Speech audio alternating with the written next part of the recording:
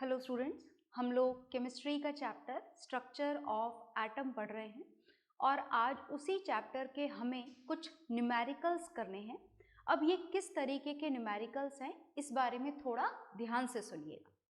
देखिए, हमने last class में आइसोटोप्स पढ़े थे और जो आइसोटोप्स आपने पढ़े थे, जैसे आपने क्लोरीन का आइसोटोप पढ़ा था, एक आइसोटोप था 17Cl35, इज इट ओके।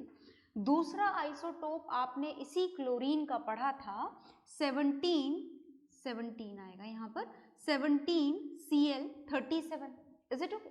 तो आपने यहाँ पर देखा कि ये जो क्लोरीन के दो आइसोटोप्स हैं, इसमें से एक का मास तो है 35, mass number is approximately equal to atomic masses, is it okay. दूसरा जो क्लोरीन है इसका मास है 37। तो जब हमने एटम्स एंड मॉलिक्यूल्स चैप्टर में क्लोरीन का एटॉमिक मास यूज किया था तो वो 35 भी नहीं था और वो 37 भी नहीं था, इज इट ओके।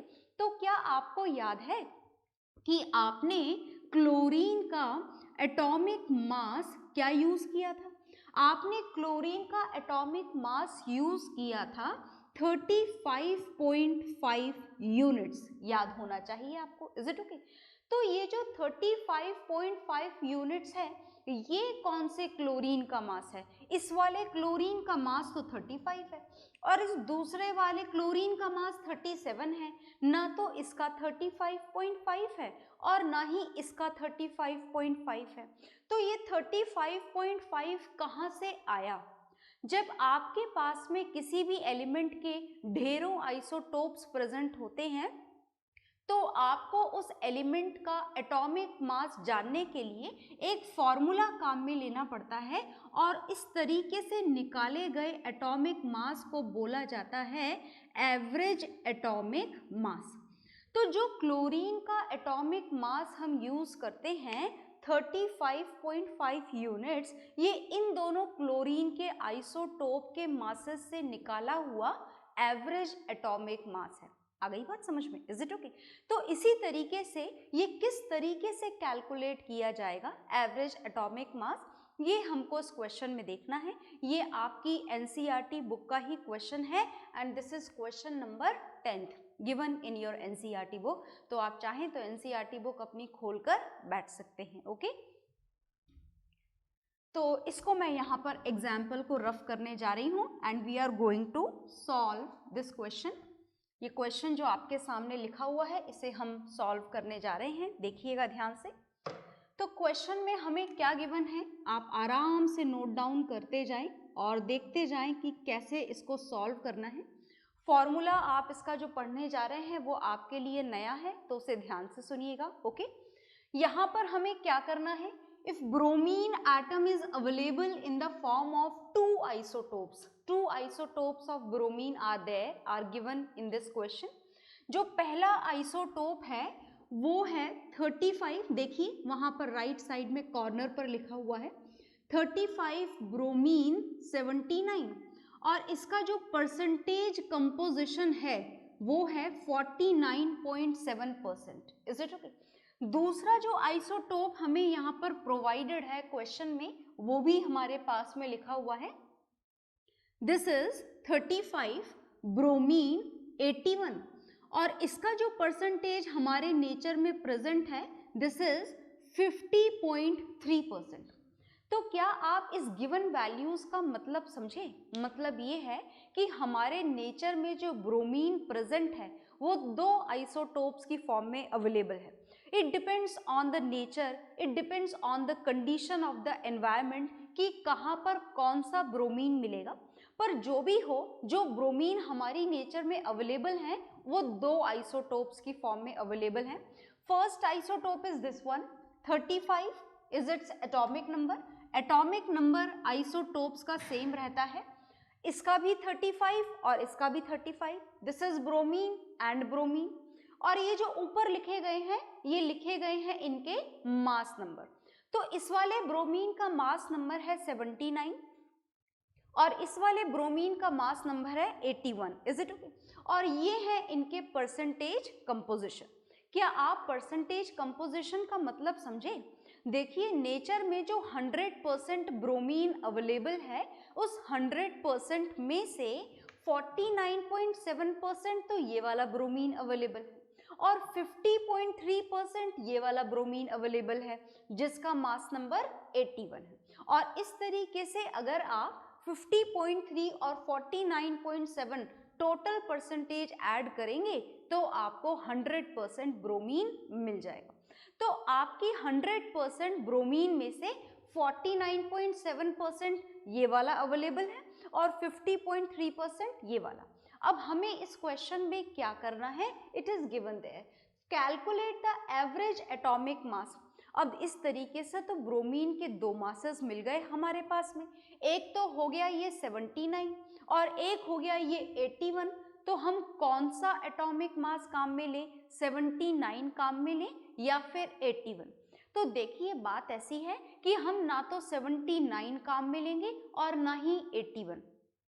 हम यहाँ पर इसका परफेक्ट एवरेज एटॉमिक मास निकालेंगे। तो चलिए देखते हैं कि उसे कैसे कैलकुलेट किया जाता है। ओके, देखिए तो हम यहाँ पर किसकी कैलकुलेशन करने जा रहे हैं, हम कैलकुलेशन करने जा रहे हैं एवरेज एटॉमिक मास। और एवरेज एटॉमिक मास की कैलकुलेशन हम किसके लिए करने जा रहे हैं, ब्रोमीन एलिमेंट के लिए, राइट। तो देखिएगा किस तरीके से कैलकुलेशन की जाती है यहाँ पर। उसके लिए हमें यहाँ पर जितने भी आइसोटोप्स गिवन हैं, फिलहाल हमारे पास में सिर्फ 2 ही है, तो हमारी कैलकुलेशन आसान है। देखिएगा कैसे किया जाएगा। For that the atomic mass of first isotope has to be used. Atomic mass of first isotope, first isotope का एटॉमिक मास आपको यहाँ पर यूज करना है और साथ में इसे मल्टीप्लाई करना है उसी के परसेंटेज कंपोजिशन से और डिवाइड कर देना है 100 से, वो वैसे भी परसेंट में इन्वॉल्व हो जाता है, राइट। प्लस देखिएगा ये तो हो गया फर्स्ट आइसोटोप का काम खत्म। Average atomic mass of first isotope into its percentage composition divided by 100, is it okay. अब हमें यही काम सेकेंड आइसोटोप के लिए करना है। तो सेकेंड आइसोटोप के लिए भी आपको बिल्कुल सेम वैल्यूज यहाँ पर लिखनी है। This is atomic mass of second isotope, और सेकेंड आइसोटोप के एटॉमिक मास को भी आपको उसके परसेंटेज कंपोजिशन से मल्टीप्लाई कर देना है और डिवाइड कर देना है 100 से, इज इट ओके। तो चलिए अब यहाँ पर इस फॉर्मूले के अंदर हम वैल्यू रखेंगे, पर आप सुनिएगा ध्यान से। यहाँ पर 2 आइसोटोप थे, तो हमारा ये first isotope plus second isotope में काम खत्म हो गया। पर ऐसा हमेशा हो जरूरी नहीं है। किसी एलिमेंट के अगर 5 आइसोटोप हो तो ये काम एवरेज एटॉमिक मास निकालने का काम आप 5 स्टेप्स में जाकर कंप्लीट करेंगे। First plus second plus third plus fourth and plus fifth, और उससे आपको मिलेगी उस पर्टिकुलर एलिमेंट के एवरेज एटॉमिक मास की वैल्यू। ओके, तो चलिए यहाँ पर हम कैलकुलेशन स्टार्ट करते हैं। ओके, देखिएगा ध्यान से। तो atomic mass of first isotope, ये है आपके पास में फर्स्ट आइसोटोप। लिखते जाएंगे हम इनकी वैल्यूज को ध्यान से। Atomic mass of first isotope हमें यहाँ पर कितना प्रोवाइडेड है, 79, ओके। और इसका परसेंटेज कंपोजिशन कितना प्रोवाइडेड है, ये लिखा हुआ हमारे पास में, दिस इज 49.7%। और हमें यहाँ पर इसे किससे डिवाइड कर देना है, 100 से डिवाइड कर देना है। ओके, तो ये डेसिमल भी यहाँ से हटा दीजिए और एक 0 यहाँ पर और लगा दीजिए। आगे देखिएगा, प्लस जो नेक्स्ट कैलकुलेशन हमें करनी है, this is for the second isotope of the same element bromine. ये आपके पास में सेकेंड आइसोटोप लिखा हुआ है। इस सेकेंड आइसोटोप का ये एटॉमिक मास होता है। वैसे तो हम इसे मास नंबर बोलते हैं, पर जैसा कि मैं बोल रही हूँ बार बार, that mass number is approximately equal to the atomic mass of the element, is it okay.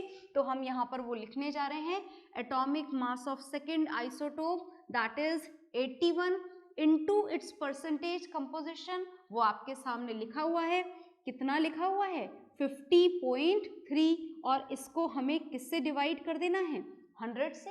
और जैसा हमने पहले किया था वो काम हम दोबारा कर देते हैं, ये डेसिमल हटा देते हैं और एक जीरो और लगा देते हैं। ओके, तो चलिए अब हम इसको सिंप्लीफाई करते जाते हैं और ब्रोमीन का एवरेज एटॉमिक मास अपने आप कैलकुलेट हो जाएगा।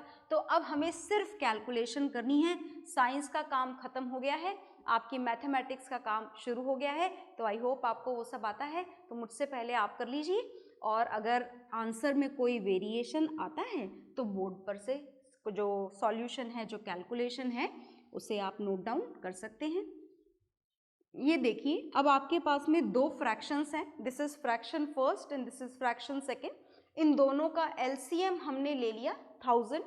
ओके, आगे देखिएगा। अब यहाँ पर जो न्यूमरेटर में हमारे पास में बचा, दिस इज 79 इंटू 497, और इस दूसरी वैल्यू के अंदर जो हमारे पास में बचा है न्यूमरेटर के अंदर, वो देखिएगा, दिस इज 81 इंटू 503। डेसिमल हम ऑलरेडी रिमूव कर चुके हैं, तो कैलकुलेशन के लिए आपके पास बहुत लंबा काम नहीं बचा है, बस ये एक मल्टीप्लिकेशन, ये दूसरा मल्टीप्लिकेशन, और फिर आपको कर देना है इन दोनों को ऐड। तो चलिए कर देते हैं हम ये काम। मैं यहाँ पर रफ में करने जा रही हूँ, आप भी अपनी कैलकुलेशन जो है क्वेश्चन के सामने राइट साइड में रफ कॉलम बनाकर जरूर शो करेंगे। किसी भी एग्जाम में, जो भी एग्जाम आप देते हैं, rough calculation has to be shown over there. Okay, तो देखिएगा, दिस इज फर्स्ट इज 497, ये लिखा हुआ है हमारे पास में 497, और इसे आपको 79 से मल्टीप्लाई करना है। तो मल्टीप्लिकेशन आप सबको बहुत अच्छे से आता है, देखते जाइएगा कि मैं सही कर रही हूँ या नहीं कर रही हूँ। दिस इज 9 7 जा 63, ये 6 यहाँ पर कैरी लगा लिया, 9 9 जा 81 प्लस 6 87, और ये 8 यहाँ पर कैरी लगा लिया, 9 4 जा 36, और 36 में आपको ये 8 जो है वो ऐड कर देना है, तो आपको वैल्यू मिल जाएगी 44। अब देखिएगा नेक्स्ट, मैं इस कैरी को यहाँ से रफ कर देती हूँ so that next part can be done properly. 7 into 7 हो जाएगा 49, 4 यहाँ पर कैरी लग जाएगा, और 7 9 जा क्या हो जाएगा यहाँ पर दोबारा से 63, 63 प्लस 4 67, और 6 यहाँ पर कैरी लगा लिया, 7 4 जा 28, और 28 प्लस 6 यहाँ पर मिल जाएगा 34, और ये 3 और ये 7 और 9 यहाँ पर हो जाएगा 16, और ये 1 कैरी, और 5 प्लस 7 12, और ये 9 और ये 3। तो एक वैल्यू तो हमें यहाँ पर मिल चुकी है, मैं उसे अभी थोड़ी देर बाद नहीं लिख ही देते हैं, so that no confusion should be left. इन दोनों का मल्टीप्लिकेशन आ चुका है और वो हम वहाँ लिख चुके हैं, 39263 प्लस इन दोनों का मल्टीप्लिकेशन बाकी है, कर देते हैं उसे भी हम। अब हमें मल्टीप्लाई करना है 503 को 81 से मल्टीप्लाई करना है, तो पहले ही आपको मिल जाएगा 503। नेक्स्ट मल्टीप्लिकेशन भी कर दीजिए, 8 3 जा 24, और ये 2 और ये 2 और ये हो जाएगा 4, और ये वैल्यू आपको मिल जाएगी, ये हम यहाँ पर इसको भी मेंशन कर देंगे 40743 डिवाइडेड बाय, किससे डिवाइड करना है 1000 से, ये 1000 से डिवाइड करना है, और डिवाइड करने के लिए इन दोनों को हमें दोबारा ऐड करना पड़ेगा। 39263 में 40743 ऐड करना है आपको। देखिए बोर्ड पर मैं कैलकुलेशन कर रही हूँ, मल्टीप्लिकेशन कर रही हूँ, एडिशन कर रही हूँ, आप ऐसा मत करिएगा कि आप खटाखट देख करके डायरेक्ट वैल्यू सब्स्टिट्यूट करें।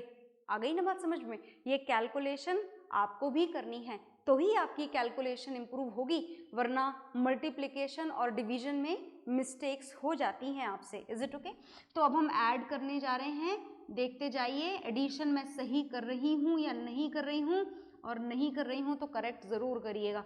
तो हमें जो वैल्यू मिली है 8 1 2 3 और ये 1000।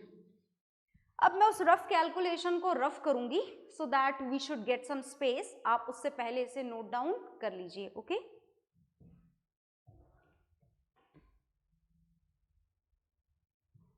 हाँ जी, तो आपने नोट डाउन कर लिया होगा और नोट डाउन करके ये आपके पास में डिनोमिनेटर में, अच्छा मैं रफ कैलकुलेशन रफ कर दूं वहां से, ये आपने नोट डाउन कर ली होंगी रफ कैलकुलेशन, इसे हम रफ करने जा रहे हैं so that the solution can be seen properly. तो ब्रोमीन का एवरेज एटॉमिक मास निकाला जा रहा है, देखिएगा ध्यान से कैसे कैलकुलेट होगा। This is 80.006%। तो ये आ गया आपके ब्रोमीन का, जिसके एक एटम का मास तो 79 था और दूसरे का 81 था। इसका एवरेज एटॉमिक मास आप निकाल चुके हैं। दिस इज 80.006, सॉरी परसेंट नहीं आएगा यहाँ पर, यूनिट्स आएगा। तो ये है आपके ब्रोमीन का average atomic mass. Is it okay? ये आप चाहें, जैसे आप चाहें नहीं, नॉर्मली भी जब आप किसी भी बुक में पढ़ते हैं तो ब्रोमीन का एवरेज एटॉमिक मास या ब्रोमीन का एटॉमिक मास ऐसे नहीं लिखा जाता, 80.006 यूनिट नहीं लिखा जाता। हम 006 को इग्नोर करते हैं and we use the value 80 units only. Is it okay? So the complete solution is there in front of you. Note it down. फटाफट से नोट डाउन करेंगे, ओके?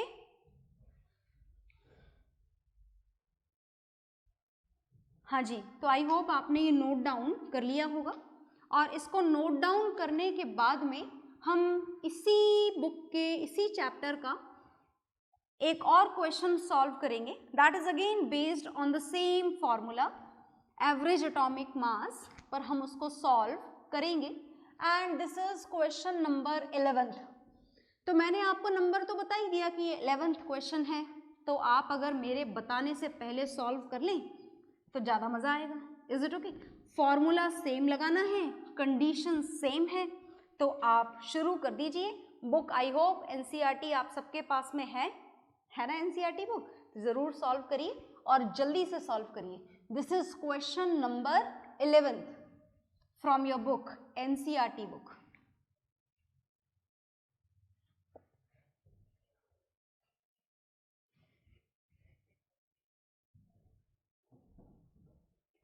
हाँ जी, तो मैं आपको 11th क्वेश्चन बताने जा रही हूँ। क्वेश्चन नंबर 11th देखिएगा ध्यान से, लिखने भी जा रही हूँ। The average atomic mass, the average atomic mass of a sample of an element, of a sample of an element is x. Element x दे रखा है इन्होंने, this is just a surprise for you, you have to find out, you have to think it of that which element this is.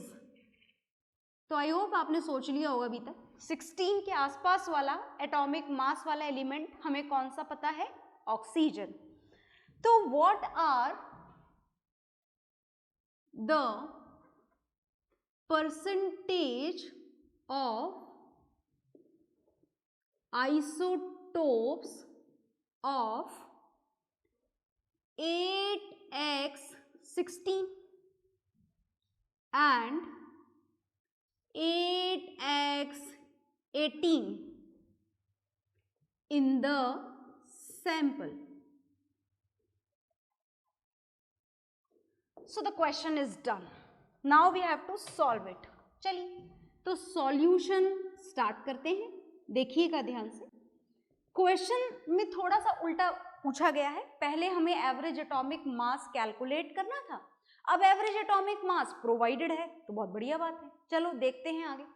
The average atomic mass of a sample of an element x is 16.2 units, और लिख लें आप यहाँ पर, है ना?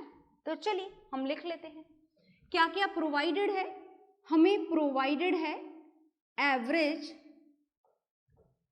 Atomic mass is given here, that is 16.2 units. अब हमसे पूछा है what are the percentage of isotope this and this. तो जैसा कि आपने ब्रोमीन में देखा था भी लास्ट क्वेश्चन में कि एक का परसेंटेज कंपोजिशन 49.7 था तो दूसरे का 50.3, और दोनों को टोटल करके हमें क्या मिल रहा था 100। तो मतलब ये हुआ कि इन दोनों के परसेंटेज कंपोजिशन का भी टोटल हमेशा कितना होना चाहिए 100। तो है तो गिवन है नहीं यहाँ पर हमको, दैट मीन्स अगर एक का परसेंटेज कंपोजिशन हम मान लें, let the percentage composition of 8x16, इसका परसेंटेज कंपोजिशन अगर हम x% मान लें तो दूसरे वाले का कितना हो जाना चाहिए 100 माइनस x हो जाना चाहिए, बिल्कुल हो जाना चाहिए।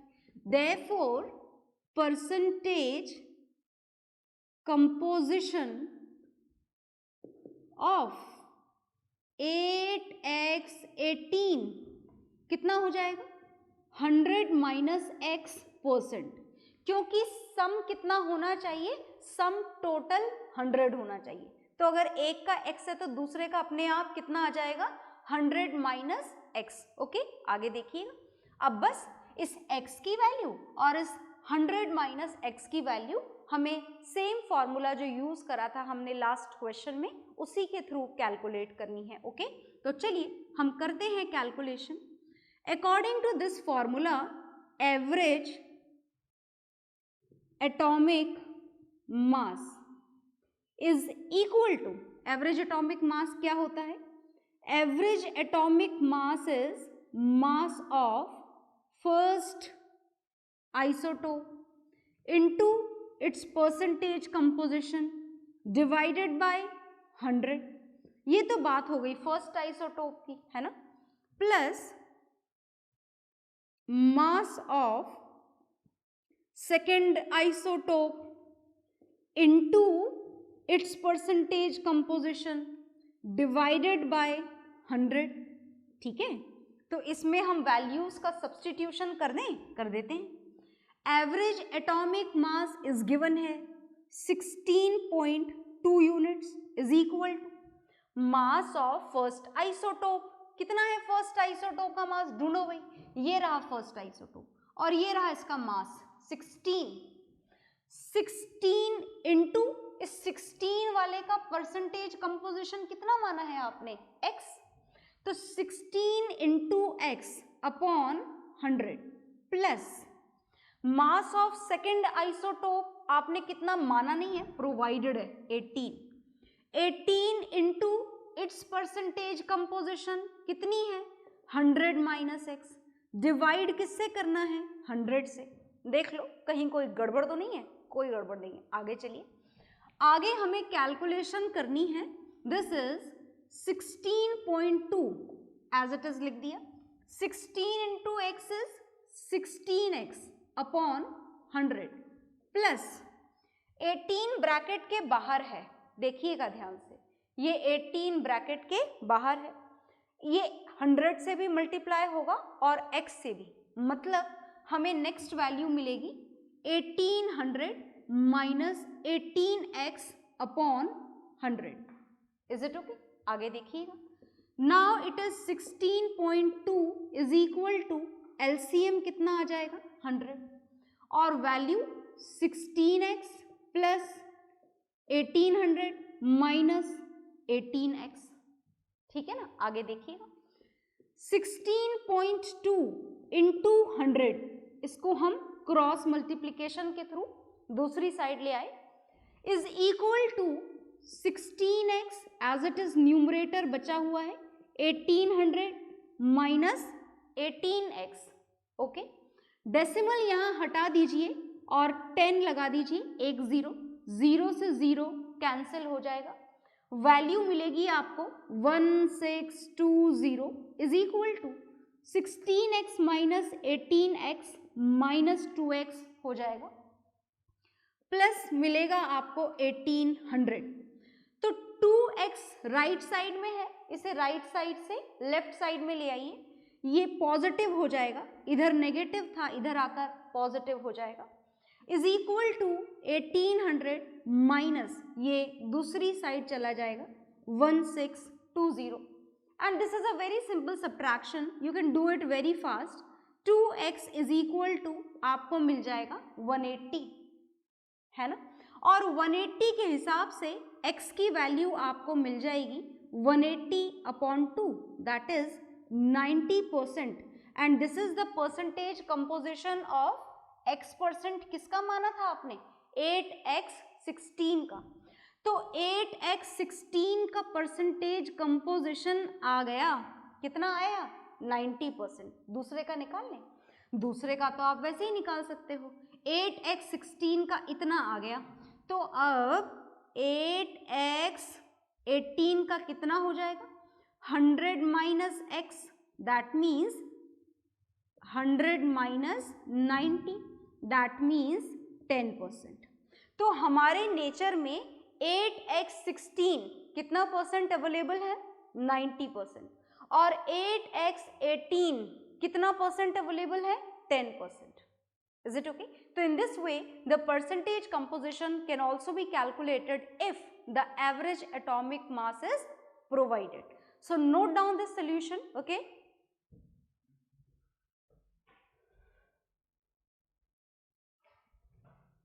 हाँ जी, तो आपने ये नोट डाउन कर लिया होगा और आपने ये आंसर आपका आ चुका है. This is the percentage composition of first isotope and this is the percentage composition of second isotope. Is it okay?